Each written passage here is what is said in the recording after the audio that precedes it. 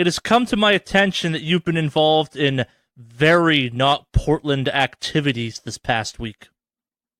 If you mean me not being in Portland, sure, yeah.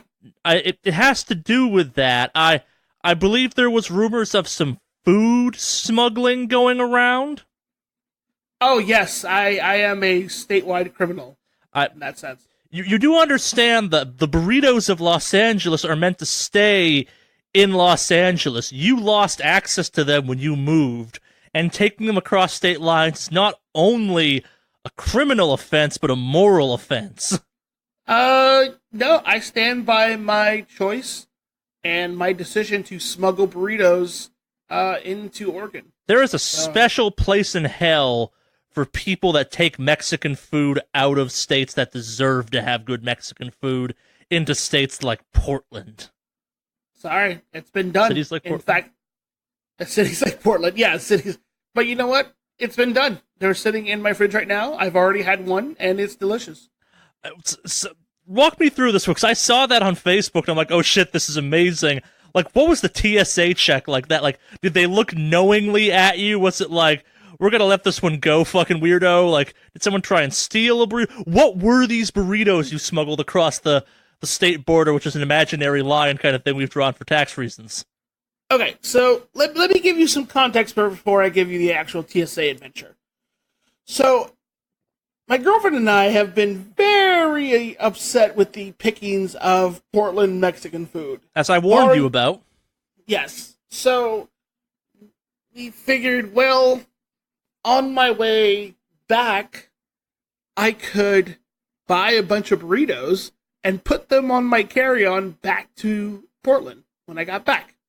So, the night before my flight, I went to my local greasy Mexican burrito spot, and I bought 6 burritos, brought them back to my... then went to Ralph's, bought saran wrap and a small lunch pail, or lunch little bag, whatever, and I proceeded to remove the aluminum that they come in, and wrap them in saran wrap, and place them in said lunch bag, and put them in my carry-on. Then I put them... I put them on, like I said, I put in my carry-on, and I took them with me to the airport to bring on my flight back. And so TSA obviously pulled my bag to the side immediately, because it looks like I have bricks of Coke. So they were pulled off to the side, and TSA agent says, "This your bag?" I said, "Yes." So they go with it, it's like, "Oh, so what do you got in here?" I'm like, "You're probably flagging the burritos I've got." They gave me a look like, "Burritos?" I'm like, "Yeah." So it's Oregon the cool does not slang have, for Coke. Yeah. So like, no, Portland doesn't have good. They don't have good Mexican food. So I am bringing some up, and then she laughed, and then opened the lunch bag and saw that it was in fact burritos. I'm like, I wrapped them in saran wrap. I figured I'd make it easier that way. But yes, I proceeded to explain that this whole burrito thing was specifically because of the food situation up here. And she pulled them out of the lunch bag, of course, and held one. It's like, "Are they going to last?" I'm like, "Oh yeah, I'll make them last a while." You think those things are getting off the plane? Ha! Yeah. So, yeah, they're like, "Okay, well, there you go. Here are your bags." And they let me through. Well, so this story, seeing this kind of posting on Facebook reminded me of one of my favorite kind of old roadie stories I heard a long, long ass time ago. I know it's not officially a roadie, so that's the context I heard it in, which is there's a man who works a border for his entire life, and every couple months this other guy comes through with a donkey, and on the back of the donkey is a straw basket, and every single time the border guy tears apart the basket, looks all over, looks at the donkey's mouth, like puts his hand up the donkey's ass, can't find anything. Like clockwork, this guy goes back and forth across the border every month with a donkey in a basket, and like for 20 years this happens. And then one day the man is in a market, he's retired, he's lived a full life, and he encounters this man with another donkey with the basket, and he goes, I don't work for the government anymore, I don't work the border. I have to know. I know you were smuggling something. What were you smuggling? And the man smiles and looks at him and goes, donkeys. That is what I pictured was going on with this. Like, I'm now picturing you, like, whipping up and down the coast in, like a so again, like, where I was growing up, there was a story that they were running cocaine up from Florida to Massachusetts and a guy in a Ferrari that they just painted the entire car black and made it, like, radar-proof and stuff, where it's like you whipping up and down the Western Seaboard in a fast car, just hauling Mexican food up, and I guess, like, firewood down or something. Like a cop stops you every way, and it's like, what you got in the back of the car? Burritos. What's in the burritos? Well, they're carne asada this week. Maybe next week they'll be cheese and bean. Yeah, that's pretty much what it was like. I was like, oh man, they're gonna take my damn burritos. I'm not gonna be able to get them on the plane. And like, not only, go ahead. Like, I was hoping nobody's suspicious. We have to confiscate this one for further investigation. It's lunchtime soon, isn't it? Yeah, it is. Yeah, no, they were like, nah, you cool. And I brought them back, and I put them in my fridge, and I'm just, every time. Little did they know, each burrito was full of $500,000 of cocaine. Pretty much. And carne asada. Yeah, carne asada and Coke. The true what Mexican else could you burrito. want? The true LA burrito. But yeah, I smuggled burritos on the plane.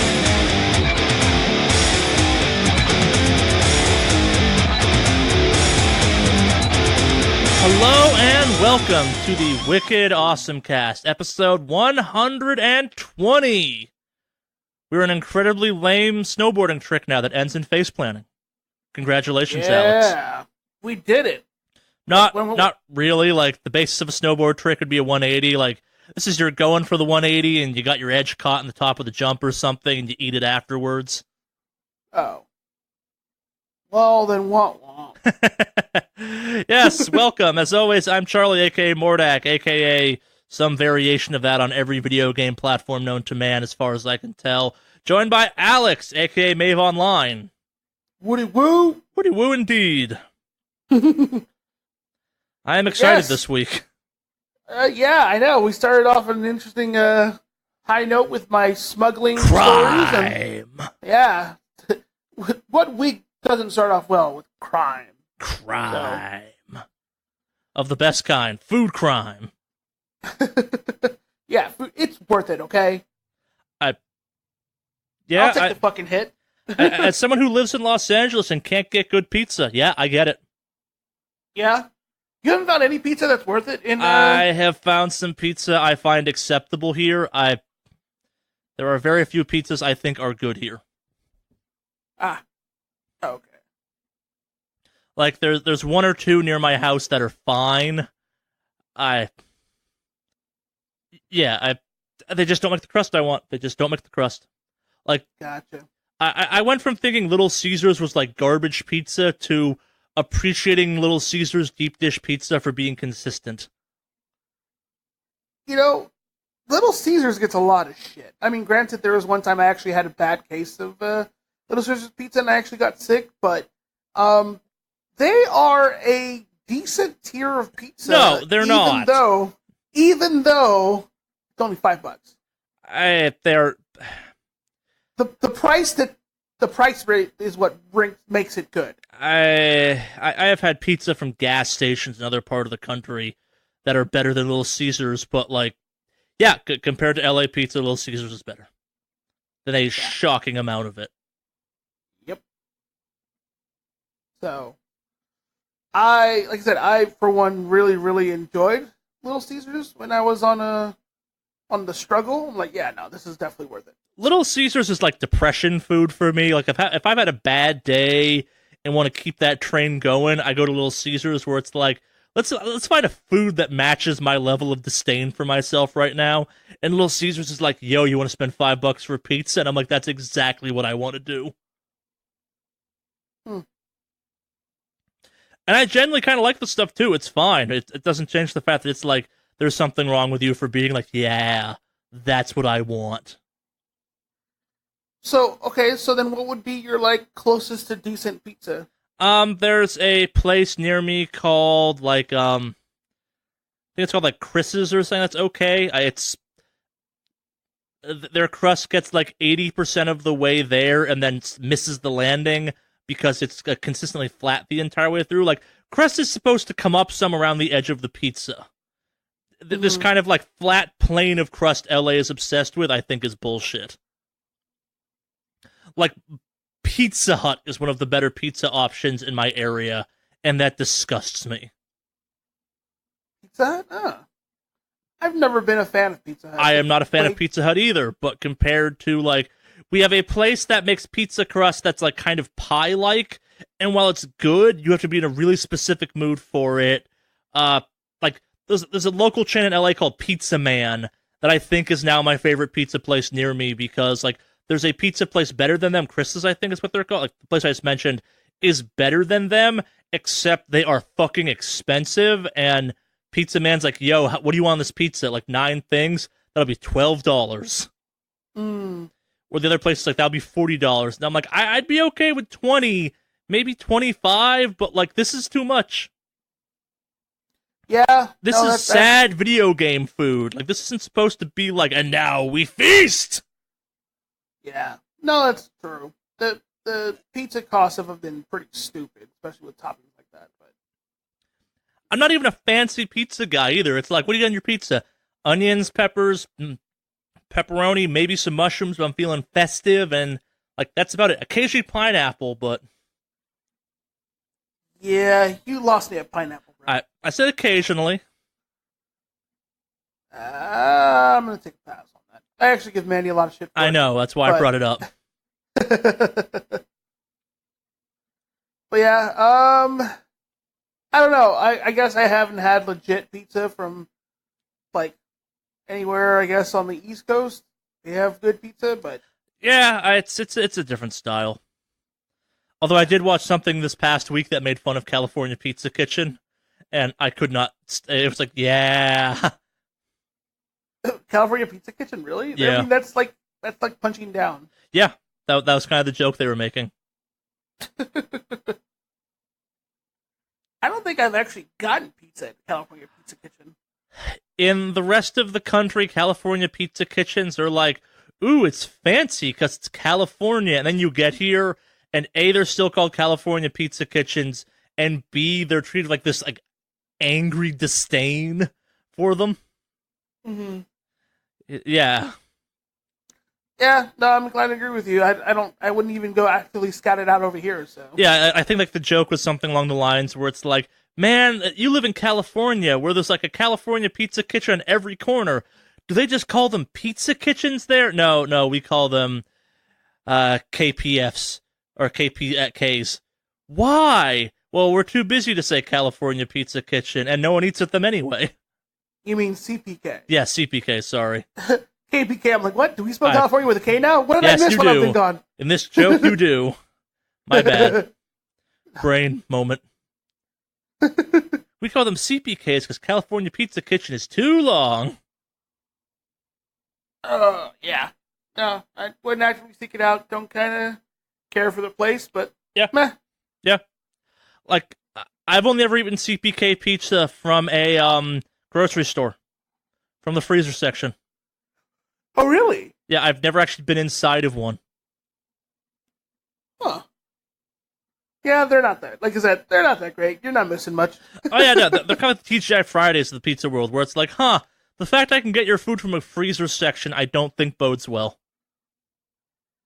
Is that the case? Yes. Yeah, no, that's pretty, I'm trying to think of any other scenario where, like, maybe some freezer-based version of a company is okay, but no, you're right. Freezer-based version is fine. It's when it tastes exactly the same as the restaurant quality, you go, ugh. Yeah, that's true. This is very true. Yeah. Now they've reported how shitty Pizza of LA is for like 5 minutes. You want to do weeks? Yeah, sure. Let's jump into that. Sure. I'll go first, I guess. I've been playing a lot of that Forsaken. Oh, that Forsaken, you say? It's real good still. I really like it. I've yet to get a single exotic. Really? the exotic drop rate is real bad or real stingy or whatever. No, that's not true. I got one exotic I already owned, and I get it, and I infused it into a pair of shoulders I was already using, so yeah. Trying to get that second subclass going. Mm-hmm. I like Striker still. What I'm really thinking about doing is playing a Hunter up. I'm having so much fun with bows, and a Hunter and a Titan with a bow is weird in my brain, and they've done some really cool, like, Hunter's got the best subclasses, I think, out of the three new subclasses, and, like, with the exception of Arc Strider, their other subclasses have been really cool for a long time. I want to play that new Night Stalker one where it's like you're a fucking ninja. Like you're just stealth and murdering people, which is real cool. Mm-hmm. Yeah, I play a lot of that, playing a lot of Gambit. Nice. Gambit's real good still. Real good. Working on that chaperone bounty, because I hate myself. Well, I may have to partake in the Destiny 2 adventures at some point. I think I take back my statement from last week, like where it's like I don't know if this would be a good expansion for those that aren't hardcore to Destiny. Forsaken's just really good. If you've yet to play Destiny 2, now is a great fucking time to start because Destiny 2's never been in a better spot. Tons of people are playing. Like when you get to the end game, there's lots of stuff to do. They've fixed the daily system pretty well. It's nice to enjoy Destiny again. Huh. Yeah, like I don't feel like I'm wasting my time when I play that game anymore, which was my biggest complaint prior to this thing, where it's like, unless I was doing a story mission or working on a very specific quest pass, it's like, why am I doing anything? I have all the stuff I want. I don't care. Well, yeah. Well, it might be time to reinstall it. I think I still haven't installed it. No, I think I installed it a while ago, but... Don't know. Yeah, I mean, I'm still waiting for, Tom Clancy's, what do you call it? Division? Division 2, because I really want to play that, but this might hold me over, and if it sounds good, I think, yeah, this Destiny 2 thing might actually be a big deal. It's weird, like, the more Anthem looks like it might be okay, and the more I, like, think back on how I felt about the Division 1, the more I just don't care about the Division 2, I'm realizing. Really? It's... Like, I played the game I wanted the Division to be, which is Ghost Recon Wildland, and, like, Division 2 is not going to be Wildland, nor should it necessarily, I guess, kind of thing. But, like, at the same time, I think I really hated the combat in the Division. Like, the amount of shots it took to kill someone in that game was ridiculous. Mm-hmm. And it's one of those things where, Destiny also has bullet sponges. Yeah, but at least they're big. Like, the fact that some dude in a hoodie takes, like, a full clip from a machine gun to kill just isn't fun in my book. Yeah, that was a big issue with that thing. Like, I remember the bullet sponge saga, especially if you try to play a little bit harder mode. It was just fucking terrible. Yeah, it's really weird, because I remember being like, okay, cool, I would totally play the sequel to this game, and, like, the more time has passed, the more I'm just like, I don't think I care about this sequel actually at all, unless you, like, fundamentally change how the combat works and, like, put in a traversal system. Yeah, because, like, that game with, like, an Assassin's Creed style parkour system, that might be something I'd be into, where it's like, hey, you can get good advantages and shit like that. That might be cool, but yeah, I don't know. Like, it's like I said, like, every time Anthem looks cooler, like, there's a really good breakdown on IGN of a bunch of stuff in that Anthem trailer that showed up, I think, a week or two ago. They did, like, a full, like, second by second, here's some stuff you may not have noticed because you were just watching it. Like, that game looks different from Destiny enough where I'm like, okay, yeah, I could be into that, but also, like, not, hey, you're in a military organization in Washington, D.C., which, like, increasingly I'm like, I don't want to play that game. Politics are depressing enough as they are. Yeah, no, that's fucking 100 right there, but... Yeah. Yeah, like it's like you're choosing this very controversial setting, and then getting out there and saying we have nothing to say by picking this setting, and you've got me going like, no, this game should be all about having something to say. Like, okay, if you're gonna do that, like set the second game in like Portland or Los Angeles or something, like a major city, but at the same time, like a city that has no like extra significance aside for a shit ton of people live there. Mm-hmm. Yeah, I don't know. I also officially unsubscribed from WoW again. I've recanceled my subscription. Feels good. Yeah, I'm a big WoW fan. I talk about it a lot on this podcast, and to be honest with you, I don't blame you. Especially in its current state. Yeah. Just beyond that, like we were talking about this some before the podcast a little bit, but like just the more of like the how WoW vanilla versus now change stuff, and the more I've like dug down into what that game is, like I think I've run all the dungeons and the expansion now and stuff, and they changed too much of that game for me to ever play it the way I used to. Like I don't know what that game is about anymore, but it's not about just playing that game, which is what I liked about vanilla, and I really hate the talent system. Mm. I really miss the old talent system where you could like there were optimal builds, but now there's like truly optimal builds. The fact that you can't really, it's like you can tailor some to your play style, but why bother? Like these aren't different enough to build. Really, it's like, okay, what are you? Oh, you're this. You want this? Yeah, I mean, like I know we've had this discussion several times before. But yeah, I mean, there was something about a charm where you could actually build and put together some stuff. Yeah. What's it called? You could like put together a build that would work out. But the thing is, if you did any kind of research, you already knew what talents were your optimal talents every fucking time. Yeah. I did like the little crazy hybrid specs. Like Warlocks had the Soul Link. What was it? Siphon Life build. Yep, and they could tank. Mm-hmm. And then I think Rogues had the. I don't know. It was a broken system back then too, but like the current version of the game feels like it lacks personality for a like. I feel like I'm playing a Death Knight, not my Death Knight, I guess. Oh, okay. You're playing a Death Knight, but not like. Yeah, I'm playing a Frostback Death Knight, which means I want to have this build kind of thing. Like it's the pressure to go optimal, and also like the reality is. Like in previous, like I guess, like to speak some for vanilla, like it was okay. It's like you want one of these two talents, but not both of these talents. But also, like you can totally just dump both into both talents if you want. Like the idea of doubling up on a certain tier of a talent tree because both were good, and then like skipping the next tier to get to something below it. It's like no, you have the points in. It doesn't matter. I don't know. I like that kind of thing where like it's like okay, so the top level affliction is good. The second level is bad, but the third level, that makes things fun. Mm-hmm. Yeah, I don't know. I'm officially off WoW. I uninstalled Hearthstone today because I forgot to uninstall it previously. I've uninstalled WoW again. Yeah, I don't know.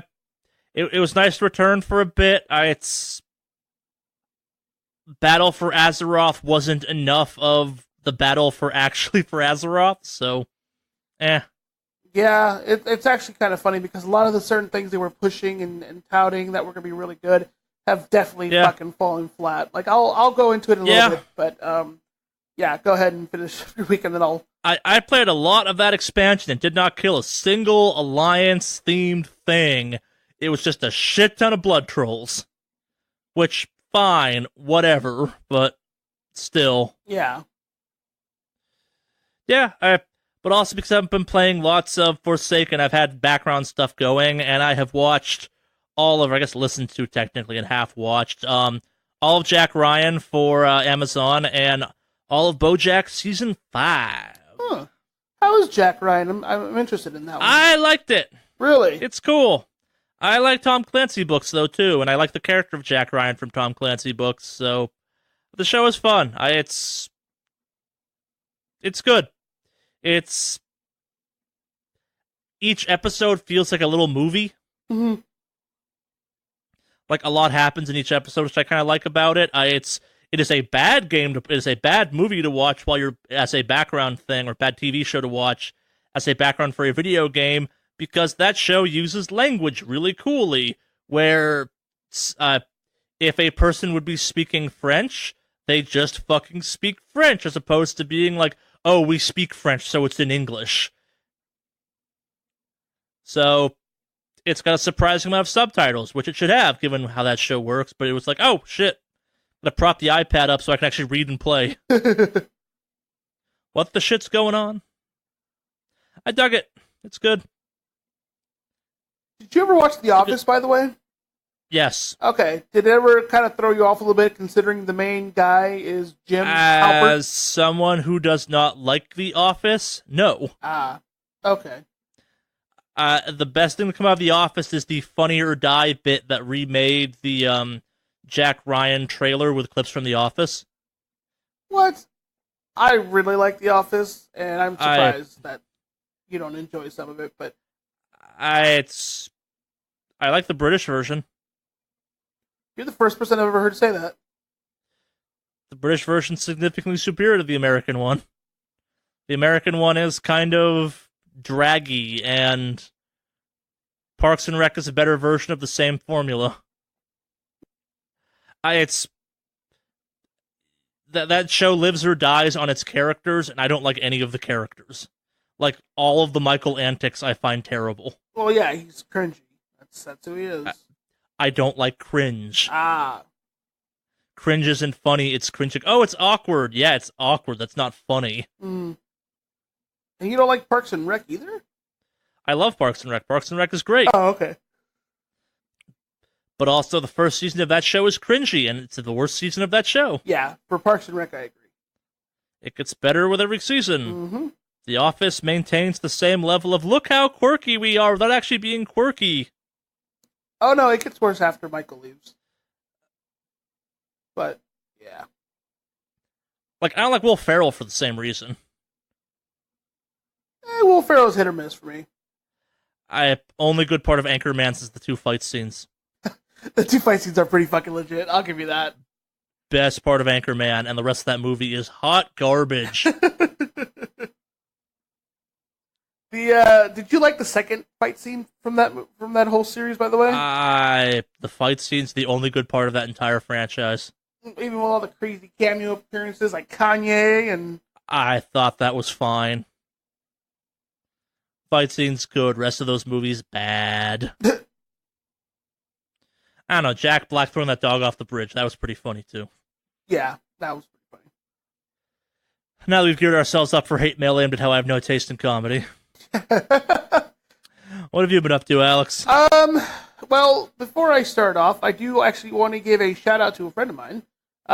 He's told me, like, hey, I listen to your podcast, it's pretty cool. And he sometimes yells at me when I say things during the podcast. He says... He has a wrong version of cool, then. But yeah, just a shout out to you, Levy. I know you're listening to the podcast, so I say thanks for listening, and don't worry, you should write in. So he's been on the fence about writing in. If former co-hosts can write in, you, a listener, can definitely write in. Indeed. So, now with that out of the way, so this last week was actually kind of a little somber week for me. Wasn't exactly a good one.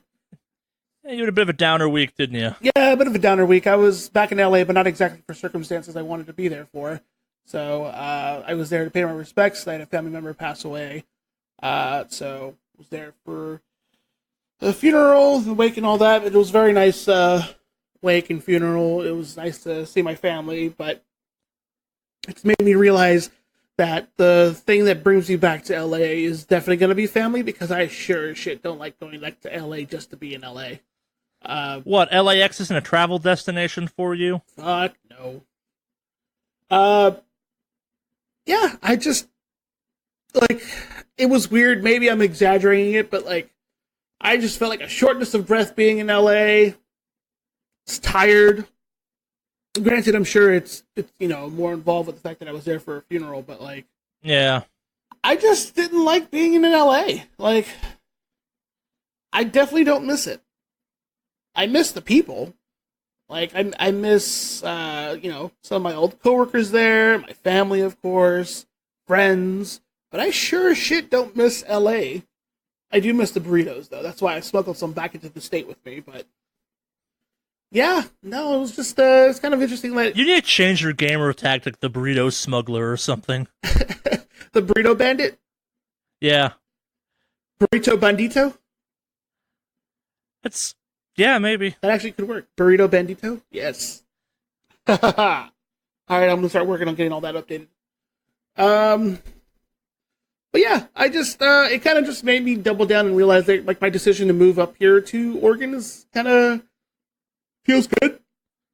Sure. Maybe it's just too fresh, too, because I've only been here for a few months. As someone who's moved a bunch in my life, like, don't knock another place when you've only lived in one place less than a year kind of thing. Like, you've also lived in LA your entire life, man. Like, it's where you grew up. I think, like, if I grew up in Portland, I'd be like, why the fuck did you move to Portland? Yeah, that's true. Hell, I grew up in a place similar to Portland. I'm like, why the fuck would you do that? Yeah. I mean, I like I said, I think it's still that honeymoon era or time right now for it. So it's also it's maybe not as different as moving from like Boston to LA, but like moving from LA to Boston would be very different for someone like you. Mm-hmm. Okay. But yeah, what else? Oh, you're right there. Ignore my coughing. I have a really bad cough this week. Gotcha. So yeah, other than that, I mean, it was nice to kind of say hi to family and all that. So, on gaming related news, Enhancement Shaman continues to hurt my soul even more. And with the recent AMA that some of the WoW devs did regards to, what's going on with BFA, I don't see any changes happening real soon, so I'm working on my rogue. Because that class fucking hurts my soul right now. When in doubt, change class. Yep. And it's like, it sucks too, because, like, here's the thing. We've started progression pushing for our raids and my class, and there's another Enhancement Shaman, and then there's an Elemental Shaman, and we're all getting sat first, just because our DPS isn't up to par. And it's not like we're messing things up. I mean, for item levels and all that stuff, our damage and rotations are pretty solid. It's a class-built issue, unfortunately. I'm not saying I'm super good, but I know I'm not fucking up anywhere near the point that it's abysmal numbers on there. And when you're pushing progression, what matters is numbers, so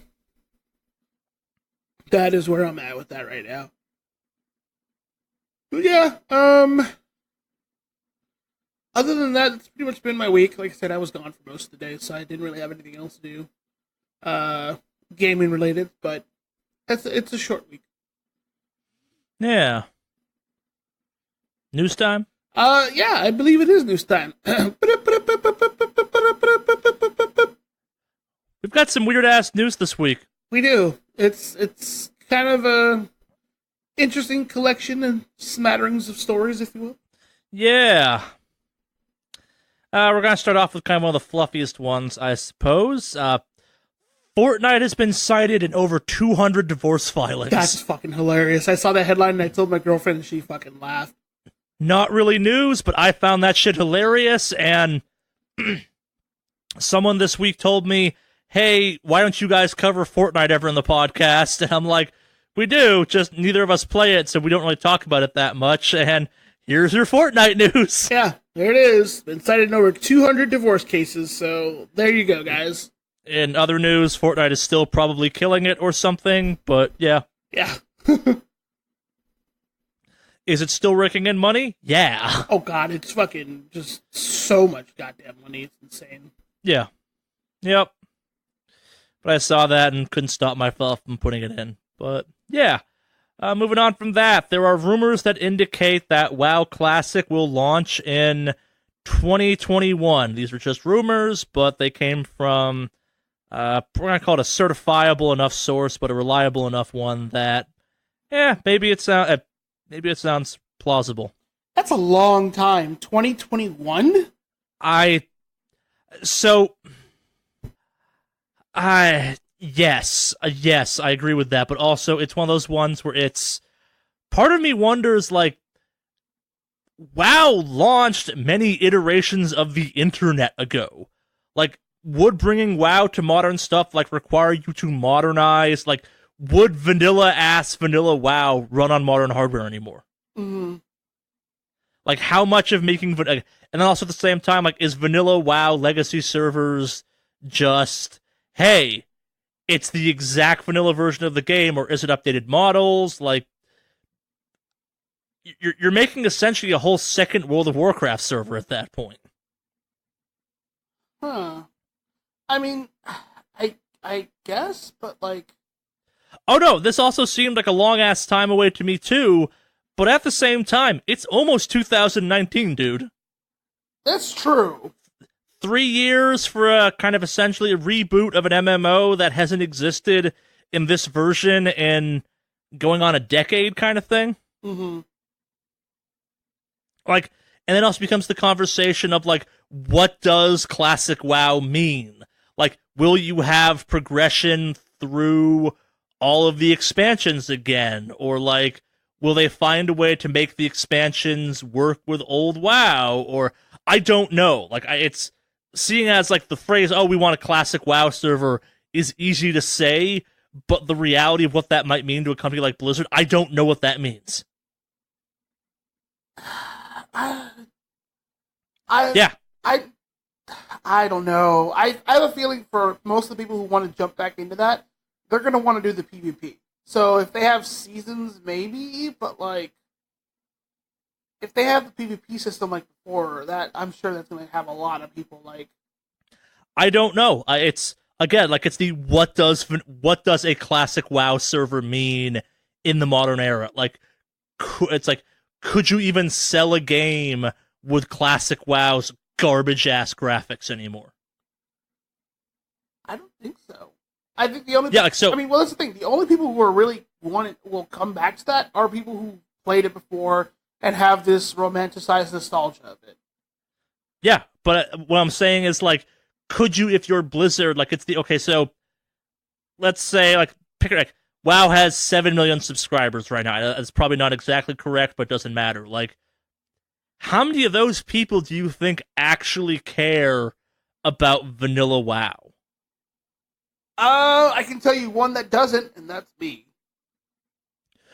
Right, so but my point is, like, you have to make this commercially viable somehow still, because it's going to cost money and time, or maybe that's why it's taking so long, is because it's like, hey, I don't know if this is actually commercially viable, so it's going to take a while. Mm-hmm. Like, I don't know. Like, it's one of those ones where it's like, if you could launch WoW with some of the quality of life stuff you have now, like looking for group stuff, but at the same time, like, all the old talent trees and how that works. Like, if you could find a way to make it so I could play, like, old school WoW talents through modern WoW, I would be interested. Mm-hmm. But is that what they're doing? No one knows. Again, like, what is WoW Classic at this point? Yeah. No, that's I didn't think about it that like, way. Does it end at Wrath of the Lich King? Like, do you stagger content? Because, like, Wrath is when stuff started changing pretty drastically, right? Like, that's a Cataclysm redid the map. Like, it's do you have it go up that far? Do you have it stop at just the end of vanilla WoW? Do you have it go through Burning Crusade, which was, like, the first expansion? Like, how do you support classic WoW? Because in theory, you already have the final patch notes done, except, like, you're gonna have to patch it. Yeah. I mean, my understanding was that it was going to stay only in vanilla. Like, that's where that ends. Does it? As far as WoW Classic goes, yeah. That's what the trailer at least is implying, that it's the beginning. Right, but they've never actually said that's where it ends. Like, what if WoW Classic becomes some, like, alternative timeline thing where they have expansions just for WoW Classic? It's like, do you add to WoW Classic? Do you never add to WoW Classic? This isn't me trying to say you're wrong. It's like, what is WoW Classic, though, in the modern era? How do you make that, like, worth having servers up for it? I don't know. That's an interesting question, but I think like it's one of those cases where we don't really know what they have planned, other than hey, we're gonna do WoW Classic, guys. So I don't know where it would end, but I think people were even like, no, don't, not even burning, just stay vanilla only. So that's my guess, and I feel like that's kind of where they're sticking with it. And I don't think they're going to do much in terms of actually developing anything new for it. I think it's just going to sit the way it is, and they're just hosting the service for it. Yeah. So I don't know, but again, like it probably takes time to revert a game back to that point or something. I don't know. Like if you told me, yo, we don't know where those models are anymore, I'd believe you. Yeah. Yeah. Moving on from that, we got some Destiny 2 news. Oh, go on. The first raid for Destiny 2's Forsaken, or the new raid, Last Wish, has been beaten after almost 19 hours. Of consecutive raiding, or? Yes, 19 hours straight of raiding, essentially. Holy shit. 19 hours after launch, they, it's, see if I can get the name off of them. Clan Redeem is one of, like, 3 people to come close to beating it in a 24-hour period. They were the first. I think they might be the only people to beat it in 24 hours. Maybe 2 clans beat it in that time. I watched some of the kind of the quest to be first. These guys came on. These guys were not in the kind of like forward-leading people. It was fun watching people just die on stream. Where like after 13 hours of playing that game, it's like, oh god, I just want to sleep. Yeah. But that's all cool by itself, but so Bungie did something kind of interesting with how this raid worked, where the first team to beat the raid has now permanently changed Destiny 2.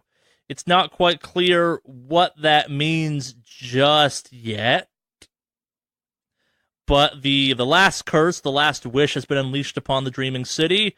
There's a whole cutscene animatic around that type of thing. A new quest opened up after the fire team beat the raid, so there's new heroic modes. There's it's allegedly the Dreaming City's on a 3-week rotation of stuff going on. So we'll see what that happens. But I wanted to give kind of Bungie props for making the raid so kind of story lore tied in for a change. Like they locked a Crucible map behind this. Oh, did they just? Yeah. Okay. Sorry, a Gambit map. Because there's a Crucible map locked around behind the Leviathan raid, but this one's a little more far sweeping. Yeah, it's been like 48 hours since that happened, and still people are finding new changes to how the map works and stuff. It's neat. Forsaken's real good. Moving on from that to something completely different. Anthem launches February 22nd, 2019. We got a date, boys. Totally different. So, in addition to that, we have a bit of a breakdown of the 2 different versions of Anthem you can buy, which is useful for crazy people like me. You can buy normal standard edition Anthem, which will get you access to pre-launch demos. You'll get a Founders player banner, which we don't know what the hell that is, and you'll get some special armor for your Ranger. If you go the Legion of Dawn edition, you'll get all of that, plus some extra armor for all the different armors, for the different javelins in the game. But most importantly of this, we get the final names for all of the javelins, which at launch will be Ranger, Colossus, Storm, and Interceptor. I don't think those were mysteries at this point, but it was kind of fun to see them all confirmed in one spot. Yeah. But also, as part of this, you will only be able to play the demos if you have EA access. Oh, okay. Oh, sorry. You will only play the demos if you pre-order or have EA access /Origin. My bad. Okay. Yeah. Huh. But yeah, we got a date finally. Yeah, this is gonna be pretty cool. I'm looking forward to this. Yeah. But yeah, you gonna pick it up or?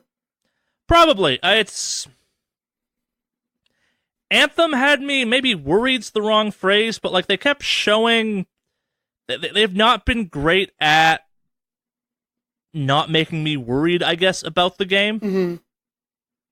Well, I mean, Like it's EA, first of all, so it's EA, but at the same time, it's also EA. Like we talk a lot, we're to talk more shit about EA, but like it's also BioWare, and like BioWare's made some okay games in the past that I've dug, and the game has always looked cool in my book, which is kind of all I care about to a certain extent. And I've paid more money to have less fun than a bad video game kind of thing. Like that gives me time to get the studio set up. So it's like at worst it becomes me ragging on it for a stream or a video.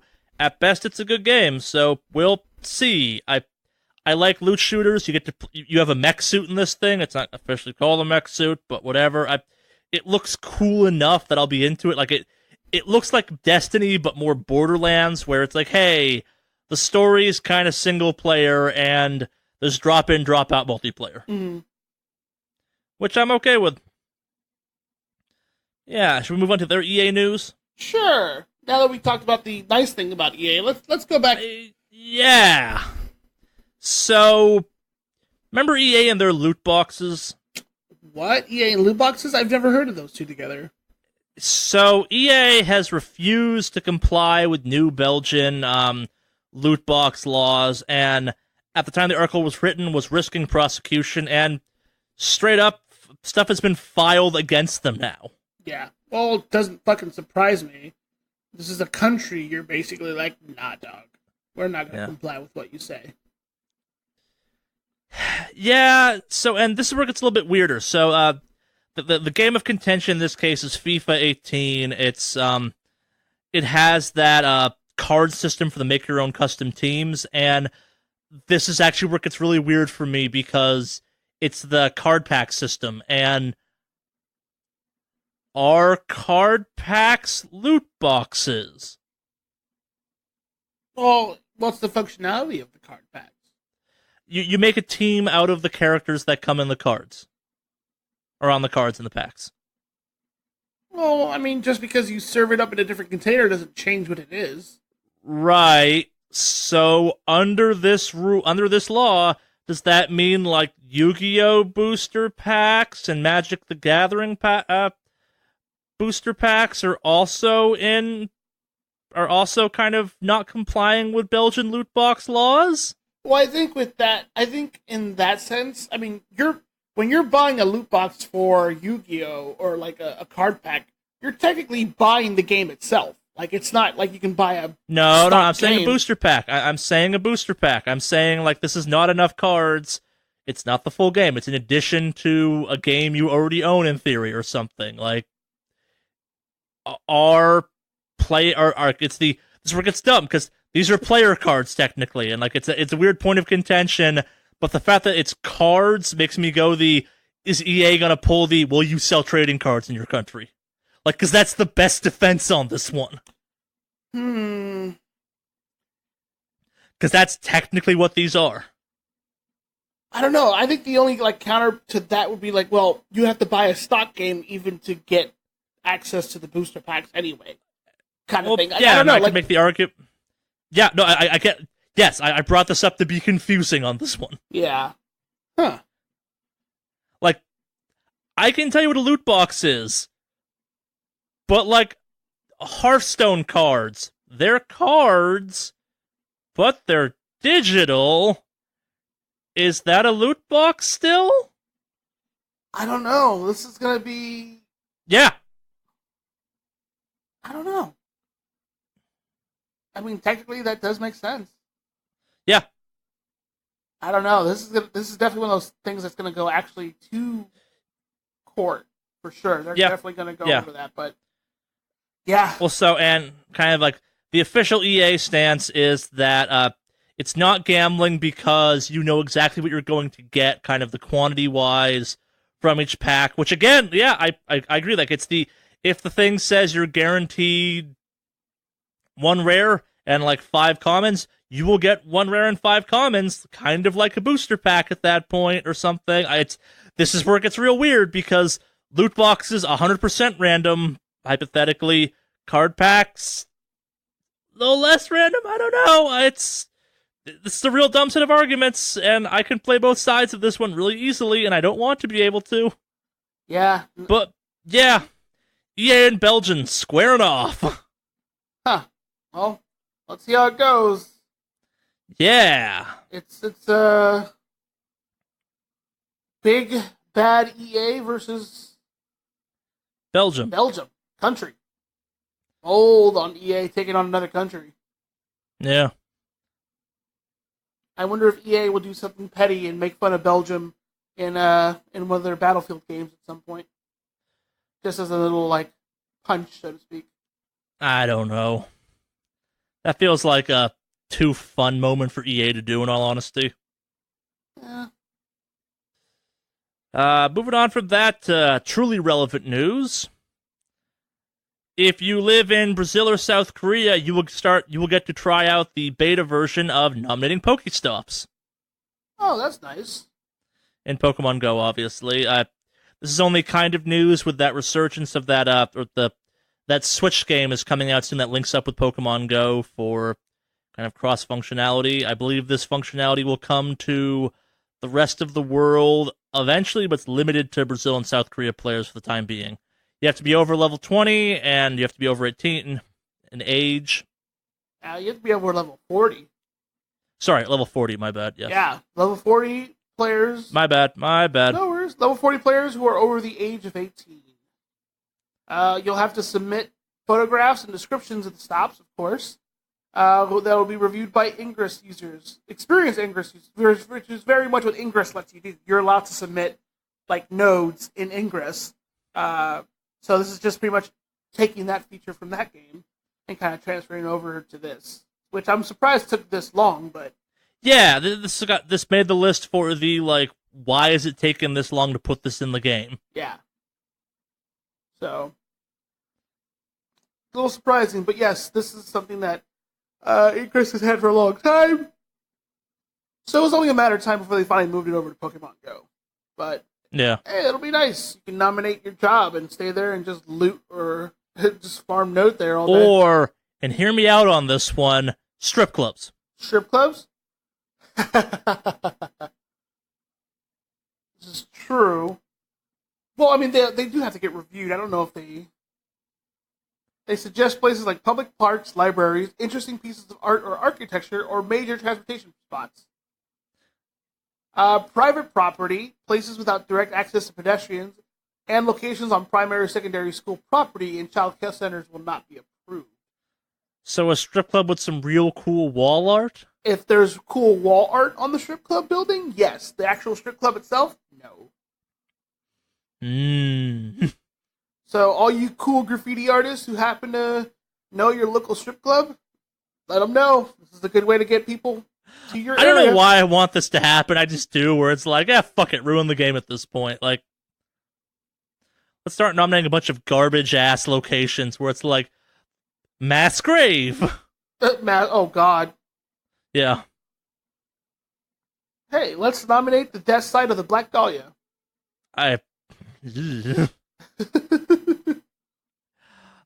It's wrong, but part of me's always been like, why is this not in the game? It's terrible enough for that to happen. Yeah. Or let's nominate the hotel where Richard Ramirez used to stay at. Yup. Which, by the way, is next to a really good burger place in LA. Is that where Meatzilla's located? Yes, it is, actually. It's next door to it. Huh.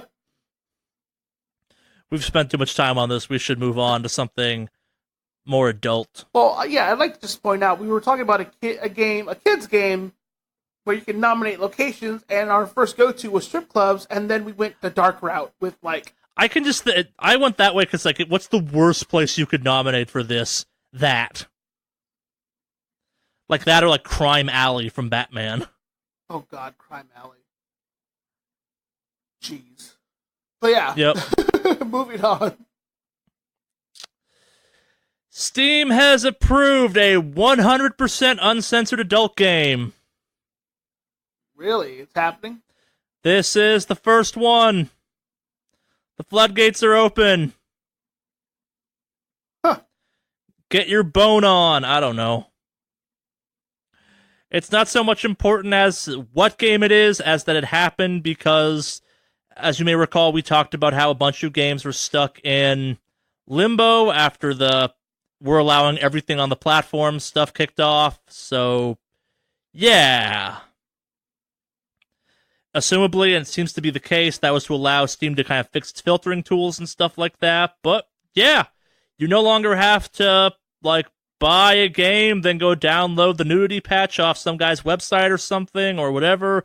You can just get your smut direct from Steam now. Oh, yeah. Yes, that's right, baby. Smut it up. Smut it up. I don't know why I put that in the news. I just thought it was funny. It's good. I like it. Yeah. Moving on from that to some graphics card news. Those new fancy NVIDIA graphics cards will have kind of one-click overclocking. Basically, they'll come with a option to have an app that you can jump into to, overclock your card. Huh. It's not quite that simple, but they're trying to make the process of overclocking your card a little bit more accessible and safer for you, the user, so that's cool. It's an API plugin to your existing GPU management tools. Mm-hmm. It looks neat enough, I guess. This is for a group of people. Do you overclock your equipment? I don't think I do.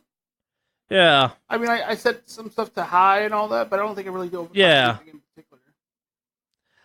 I just buy powerful equipment and then let it run normal. That's overclocking, right? Sure. I'm a hacksaw, right? You're elite hacksaw, sir. Yes.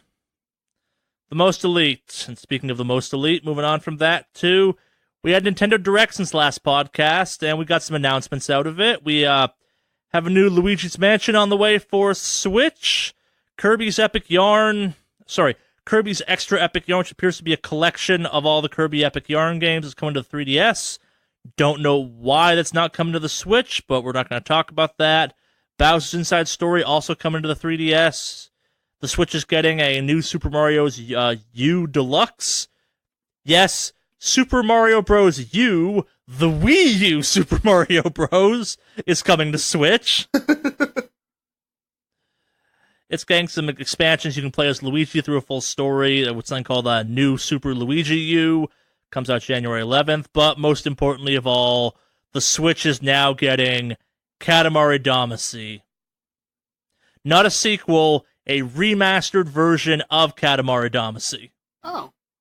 Called Katamari Damacy Rerolled. Sorry, I want to say Reloaded, but that's not correct. Okay. Oh.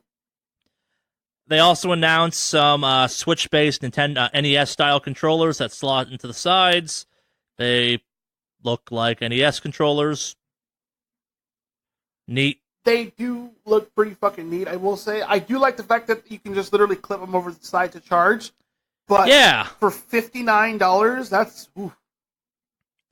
Speaking of retro stuff, they're expensive. They come in a pack of 2, though, I believe, so that's a little less expensive, but it's not great. Mm. A shit ton of Final Fantasy games are coming to the Switch. 7, 9, and 10 are all on their way, as is... X2, I guess, too, because, that's what you want. Mm-hmm. And Isabelle has been confirmed coming to Smash. You know Isabelle, that dog from the Animal Crossing games. Oh, yeah, and also a new Animal Crossing game is coming in 2019. Yeah. To the Switch. I do like the way they announced Isabelle, actually. It was kind of quirky. So, that was pretty cool. The internet's had a lot of fun with her. Yeah. But, she looks pretty cool. So, I don't know, just another person adds the rung of characters for that fucking game, so... Yep. Oh, but we're not done yet with this Nintendo Direct. Oh, really? Go on. September 18th, the online services for the Switch launch. Oh, so that's happening, what, in 2 days? Yeah! Holy shit. The day after this podcast goes up, if you will. It'll cost $3.99, so $4 for 1 month, $7.99 or $8 for 3 months, and $19.99 for 12 months. There's also some family buying options and stuff, which is useful. It does indeed come with cloud saving. It's got a better version of the app. You'll get some NES games as part of it, or you'll get some classic Nintendo games as part of it. Excuse me.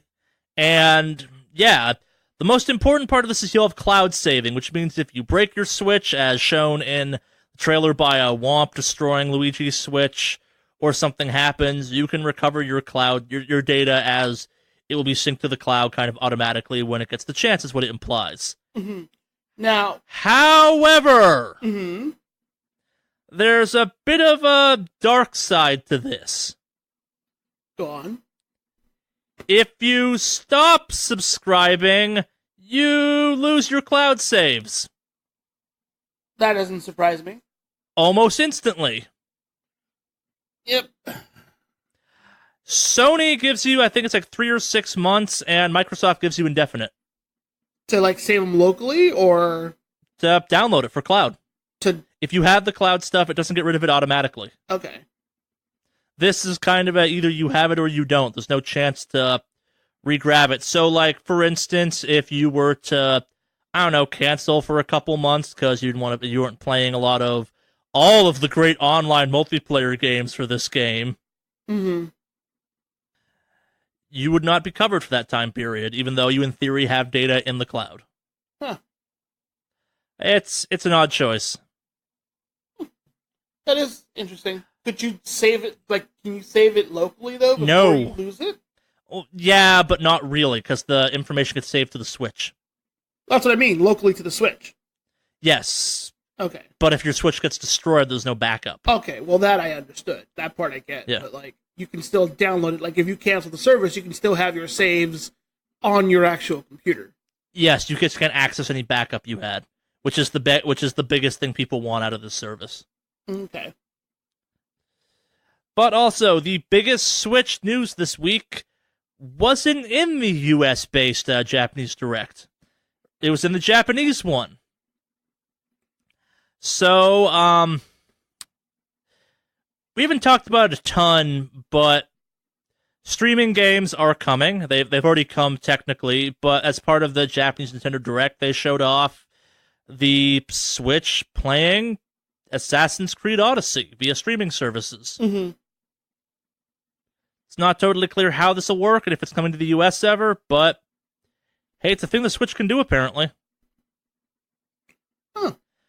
This is also, I guess, not the first game. Like, I guess Capcom showed off Resident Evil 7 streaming option for the Switch, so, yeah. It's an additional charge to what you're already getting. I am curious if this will come to the US. Part of me wonders if this is because Japan's Wi-Fi and internet culture kicks fucking ass, but who knows? Yeah. Just thought that was worth bringing up. Because it's kind of cool. And also kind of breathes some, like, hey, the Switch can do stuff if you kind of have this extra stuff on top of it. Yeah, no, definitely. Yeah. Oh. Yeah. So we're going to transition now into our main topic this week with a bit of news that just is mind-baffling to me. There's been this kind of ongoing in the background, not fully a news story, but a slowly developing clusterfuck, if you will, involving Riot Games for over a month now, it turns out. We're finally at a point where I think me and Alex feel comfortable talking about it because there wasn't a ton to talk about up until this point, but this is kind of a bizarre, at least like a chapter intermission or an end to the first chapter of all this that works as kind of a nice little bookend and jumping off point. So, without further ado, Riot has hired the person who used to be the Uber, yes, the car company, cultural fixer, to fix up their culture. Yes, they've had kind of a little situation recently with their culture at Riot, so... Yes. Well, just to kind of get people caught up, there was a slew of things that recently happened. I think it was early August is when... I think there was a Kotaku article, like, say your comments now on Kotaku. I think early August, I found like the 7th or something like that. Kotaku got out there and did a whole little article expose thing on some ongoing stories of just allegations of exceedingly sexist office culture within the Riot company. Yeah, actually, that article was penned by a former Riot employee, I believe, actually. Okay. That talks about, like, yeah, no, this is very much what the culture is like. And I thought it was an interview with her, but same difference to a certain extent. no, this was a dude who worked there who quit. Oh, this is a different thing, yeah. So I don't know if that's a separate article. This is a separate article. Okay, yeah, because this is different. Okay.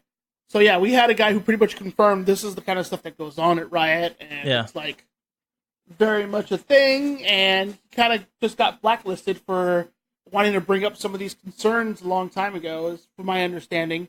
It's been a little while since I read the article, so forgive me for the specifics, but yeah, and it just kind of also led into stuff in PAX as well. I guess they had kind of a little drama event over at PAX. Yes, they had a panel that kind of went over badly.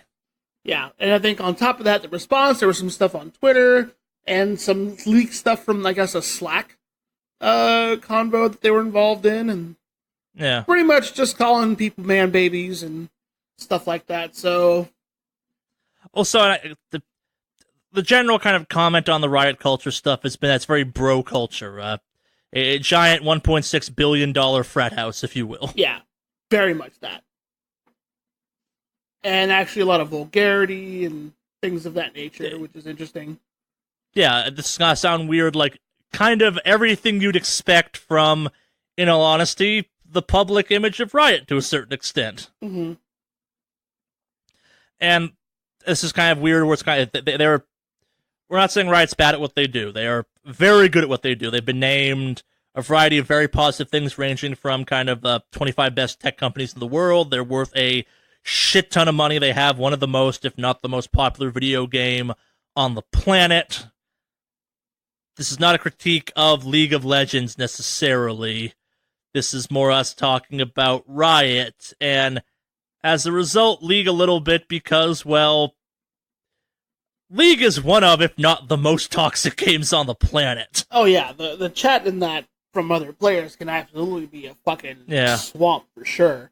And I mean, when Jeff was on the podcast, he talked about how it's. I'm sure he's brought it up in the past that it's a shit show in there, or it can be. Let me not say that. There are times the game is okay, but it definitely can be. Not all Riot players are monsters. Just most of you. Yeah. Not all League players are monsters. Riot's not a game. Yeah, so it's weird because when this first started off, Alex was like, hey, do we want to talk about this in the podcast? And when it first came out, I kind of had a no-doy moment when this happened, and maybe that's not the fair reaction to have. Like, it's kind of news when major news articles start publishing articles on major gaming articles, I guess. Like, the New York Times has yet to run something on this, as far as I know. Mm. But, like, with many other studios as of late, I think David Cage's one was the most recent kind of offender on this topic. Video game studios are indeed companies at the end of the day. They're not some magical Disneyland-esque place to work. Their people work there. Jobs are hard. Bosses suck. Hours are bad, etc., etc. And it didn't surprise me when someone got out there and said, "Yo, working at Riot as a woman fucking sucks." Mm-hmm. Partially because, like we said, the public persona of Riot is like, yeah, that tracks. It's kind of like if you told me there's a cocaine bowl at Riot at that Rockstar Games, I'd be like, yeah, of course there is. And a Shark Tank. Shark Tank would be pretty fucking boss, though. Let's be honest. But both of these things you could believe are at Rockstar Games right now. Oh, absolutely. I believe it 100% already. Yeah, like Riot Games and Rockstar Games are both companies that, especially Rockstar, but like this idea that these giant video game publishers have just insane shit happen behind closed doors in the companies themselves. Like, for years you've had just bizarre stories about Rockstar out there that I've always wanted someone to finally be like, fuck it, I'm writing the book or something on this shit, because, like, Steam's the same way. Excuse me. Steam's a little less kind of insane, but, like, also, like, the stuff you heard of Steam where it's, like, mobile desks and you can kind of work on whatever the fuck you feel like working on. Like, these are bizarre companies because they're just killing it with money. Yeah. And as a result, corporate culture takes a bit of a weird turn. Mm-hmm. Yeah. Well, so I guess kind of to rewind back to Riot for a little bit. Like, so it's been about a month and a half of an apology tour from Riot that has had all the sincerity of that whole BP joke from South Park, where it's like, we're sorry. We're sorry. We're sorry. Yeah, and to be fair, I kind of have that same reaction. Any large corporate entity says they're sorry. As best we can tell, there's been no major layoffs, no real, like, this hiring is the first major change in some ways that has happened since this whole thing popped up, and that's been weird. Like, you expect someone to get fired as part of this, maybe some personnel changes, like, some more hiring to happen. Like, as shitty as it sounds, like, if you're accusing a company of having a very bro-y culture and not having any women in leadership position, the fastest way to dissuade some of those rumors is fucking hire some women in leadership positions, especially if something exists. Mm-hmm. Or promote someone or do something, and not even that's happened. Like, it's not the correct response. Like, you should promote people because they're good at what they do, but the typical corporate response is to do something along those lines. And so, kind of, you were pushing on this topic a couple weeks ago, Alex. Like, where are you at with this? Like, you follow kind of the esportsy stuff, the more competitive gaming side of things than I do. Like, yeah. So I was kind of initially following a good chunk of the stuff, and then kind of like, well, we didn't talk about it initially, so I kind of didn't follow. Yeah, that's fair. It. But like, it's a weird thing. Like, I kind of like, I hear a lot about the culture as far as like the shit that goes on, the workplace harassment, sexism, stuff like that. Like, you know, when you have like, I can imagine. Well, I mean, that's any business. I get it. You know, initially that's some of the reaction. Like, hey, look, private companies, this can happen. Like, it's not like a government job where it's super fucking like locked down. But like, you get it happens there too. Like, people are shitty regardless of where you work. Yeah, but like the level I think that they talk about from some of these former coworkers really shines a light on it, because it's like, I mean, that's a big thing. Like the and for the record too, we're not saying like it's okay because it happens. We're just saying it's not okay, but it happens, which sucks. Yeah, no. Let me preface by agreeing with you on that one. That's what I'm referring to. But like, the fact that like some of these employees have kind of really kind of spoke out about this, especially one who wrote an entire freaking article talking about like, yeah, no, this is exactly what that's like. Like, it's, and then the concerning part I think for me was the fact that they're like, hey, this is a problem, this is an issue, or the guy brought up saying, hey, you know, you don't mind not bringing this stuff up. And he tries to report this stuff, and he gets blacklisted for just saying anything. And it just business as usual. Like, that's the part that's, like, little bit, like, it's, yeah. So. Yeah. Yeah. It's a weird thing, and I think you had set the line earlier, like, it's not surprising that a company whose product produces such a toxic environment has a toxic environment in their workplace, apparently. Yeah, it's shitty to say too, but it's one of those ones where it's like Rockstar has had a bizarre set of stories around it for decades now, kind of thing. But it's like these are the guys that make Grand Theft Auto. Of course, this is going on. Yeah. And then you have League, where it's like, okay, so you have just the chat for that game is truly a sampling of some of the worst things you can type as fast as you can, kind of thing. Where it's like, okay, yeah, this. When you have a game so toxic, you have to spend a lot of money doing toxic combatant tools, and it's not even all that effective at the end of the day, as best I can tell. Well, I mean, they're still working on it, from what I can understand. Yeah. This is definitely going to be a long-term adjustment. This is not something that gets fixed overnight or in a month. It's not going to be like a... people have been trying it for years. Yeah, it's. Do you remember there was a commercial series that had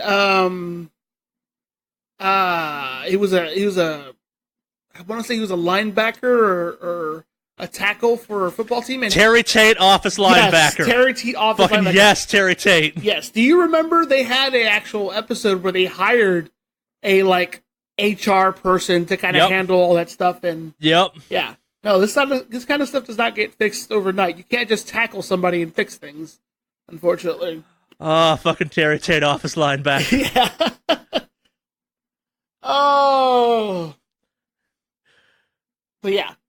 I did not expect a Terry Tate office linebacker reference in today's podcast.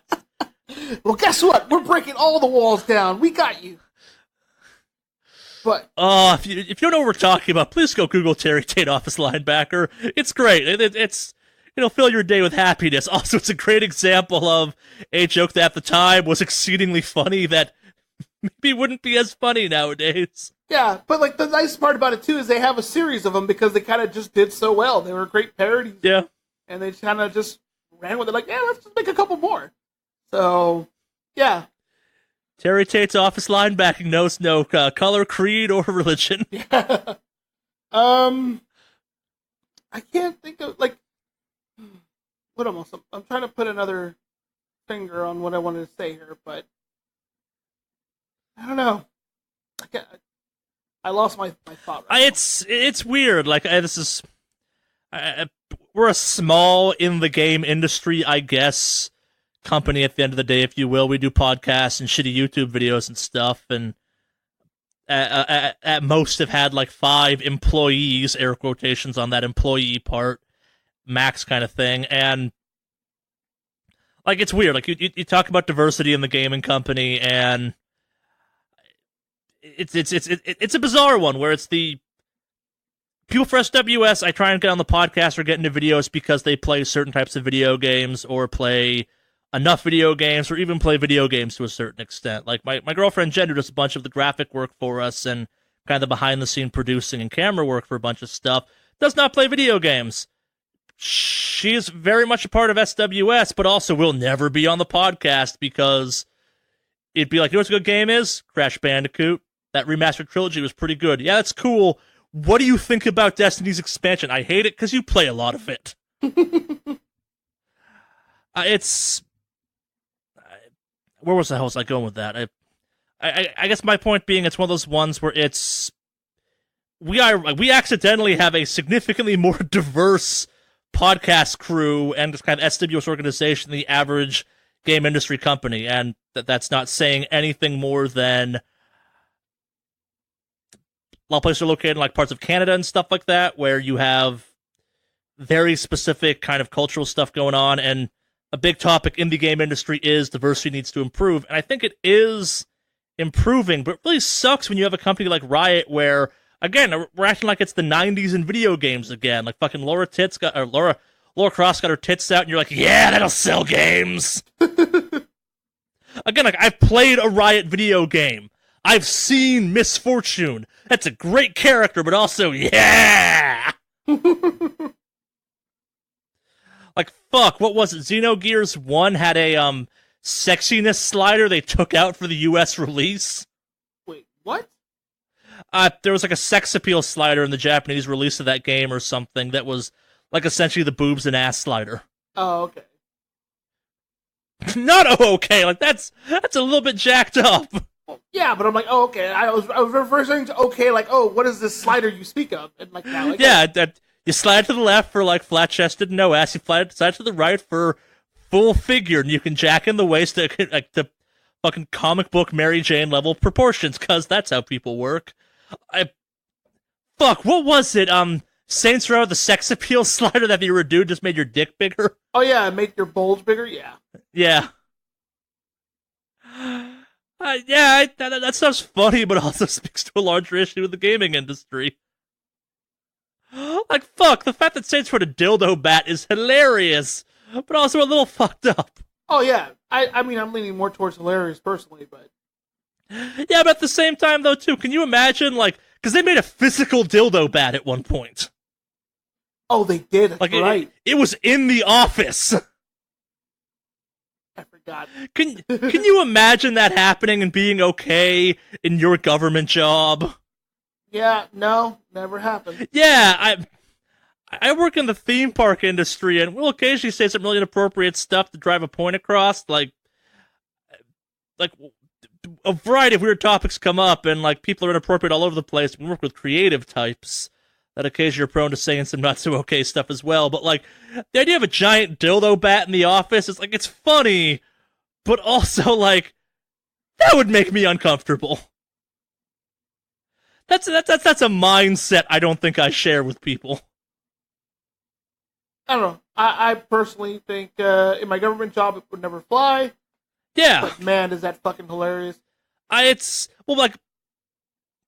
like it's the okay. So imagine like the CEO of your company roaming the halls of where you work with a fucking dildo bat, because that happened at Volition, is my understanding. Like it was in good fun, but also like that's fucking weird. Well, I think in Volition's case it might be a little bit different because it's actually in reference to something that they're doing in their game. Yes. As a thing, like it's not like, hey, you know what? We work here at Sears. You know what I'm going to bring to work today? A fucking dildo bat. Like well, you work at Sears. You have a dildo bat there. Probably, yeah. But it's Sears. But I think like in the context, because for me, context is the big thing for that. Yes, and the context makes it a little bit more sense, but at the same time, like I could imagine an employee being like, "This is in the video game. This does not need to be a real thing we spent corporate money on." I could see that as well. Yeah. I'm with you. It's funny in context, but also, like, it's, even in context, it's a little weird and inappropriate. Like, it's, oh, ha-ha, inappropriate, but also, like, could you imagine an employee being made uncomfortable by that, and not having, and because everyone else thinks it's funny, not feeling comfortable saying something about it? Mm-hmm. Like, that's kind of what I'm getting at with this, where it's like, yeah, if you work for Volition, yeah, you're working for the dick joke company. Whether you want to admit to it or not, but at the same time, though, too, like, if you're a coder and your job is to, like, code the web interface, it doesn't matter that you work for the dick joke company. You're a coder at that point. Mm. And, like, your boss hitting you upside the head with a dildo bat, like, maybe you're not okay with that. Maybe you are, maybe not. That's up to the person, but, like, I don't know. It's very frat boy again. And I'm not saying there's someone roaming the halls of Riot with a dildo bat, but, like, that is something you could get away with only at Volition. And that's more my point, I guess, is what I'm trying to get at. Okay. Yeah. Yeah. And even at Volition, maybe it's not totally okay, but also maybe it is. I don't know. It's weird. And it's what makes this topic unbelievably complicated. Yeah. Yeah. As a straight white dude, it's kind of hard to have that. It's like, would someone bringing a dildo bat to an office make me uncomfortable? Yeah, it actually would. Even if the company you worked at had a video game with a dildo bat in it, yeah, it would still. Like, yeah, it would. Like, I'd get the context, but I still would be like, this is weird. You know, I'm allowed. I would have to disagree with you on my end. I think it'd be pretty fucking hilarious. I don't think I'd be like, I don't know. Yeah. But then again, I kind of have more of that sense of humor. Would I also be concerned that there are employees who would be absolutely upset with it? Absolutely. Yeah. So. Yeah, and I think that's one of those ones where kind of it's the video game industry gets a weird pass on, oh, it's the video game industry, this is okay. Mm-hmm. Or it's supposed to be weird. And I don't work in the traditional video game industry, but like you said, if that happened at your corporate or at your government job, not okay. Yeah, no, that would never. Someone would have fly. An opinion. Yeah, would never fly out there. But yeah, I can see why people would be upset about it, though. Like, absolutely. Yeah, it's like, would it upset me enough that I'd be like, I'm uncomfortable working here? No, but it's like the third day the dildo bash, I'd be like, okay, yeah, this joke has run out, guys. The third day. All right, guys, we're kind of pushing this dildo joke a little too far, guys. Let's tone it back. Day 1 was funny, I guess. Day 2, yeah, yesterday was real funny. Day 3, fuck this shit, shut it down. I guess that's more kind of the point I'm trying to make. It's one of those ones where it's From the outside looking in, it's not a great look. Yeah. From a working there, it might be fine, but at the same time, when you have a bunch of people, in the case of Riot, saying, no, this isn't okay, that means it's not okay. That means people that work for you are not comfortable the way they're treated, they're not comfortable with the environment, and if they're going to outside sources to voice their opinions, it means there's no way set up inside of your company to talk about that stuff, or they have it and they feel that nothing was done, which is just as bad. Yeah, no, absolutely. I agree with you there. Yeah. And that's more of the story here, I guess. Like, it's the one or two people come forward saying this company sucks. It might, but yeah, when you have enough of this coverage on how much your company's culture sucks and how much it's unfriendly to women and a variety of other things, it becomes a problem. Yeah. And that's when we talk about it. Absolutely. Yeah. I said dildo bat more today than I think I have in my entire life. Dildo bat, Terry Tate came up today. Yeah. Interesting podcast day. Yeah. That probably does it for our main topic this week. I got nothing else to say, do you? Yeah, no, we pretty much went over everything we needed to. It's kind of one of those weird stories where it's like, well, let's see what actually is going to change, or if anything. Yeah, it'll probably evolve over time. We shall see. And like, the sad reality is, we can hope stuff will change, but like, that company's big enough and set in its ways enough that if it does, it will be slow and incremental. And incremental's better than nothing. But yeah. Agreed. Yeah. But hey, they got that fixer from Uber. Uber. That company I still won't use because of its PR nightmares. Oh, jeez. Yeah, I don't even use Uber just because the prices are not that good anyway. When my shoulder was busted up and I couldn't drive, I think I used Uber twice. And like, part of me is like, I hate myself a little bit right now. You went back on your morals. I'm like, I don't have a functioning arm, and they're half the price of Lyft right now. I need to get to my doctor's appointment. You spineless fool. Yep. Way to stick to your convictions, Charlie. I'm weak and in pain and on painkillers. Yeah, that's your excuse. I'm disappointed in you, Charlie. I was too. You sold out. I thought you were the man. Yeah. No. Apparently not. Yeah. We have no emails this week, but if you want to contact us, Alex, how would you do that? It's very simple. You can go ahead and get on your email client of your choice there, and you're going to go to wickedawesomecast@gmail.com for the address you're sending it to. And again, if you didn't catch that, that's wickedawesomecast@gmail.com. wickedawesomecast@gmail.com. Spelled as it sounds, down in the show notes, etc. Whatever will be, will be. We love getting emails. They're fun. We get so much hate over this Riot shit, aren't we? We like kick the proverbial bear. Don't insult League of Legends. You can say a game is good and then have worries for the company itself. Let's be honest. Sure. But League fans are kind of rabid occasionally. Let them be rabid. Like, fuck, I was watching the World First stuff, and Tate, one of the big Destiny streamers, is kind of notorious for falling apart during his long streams, and that's why I watch his streams at this point. And like, it's a race, so he was kind of obviously.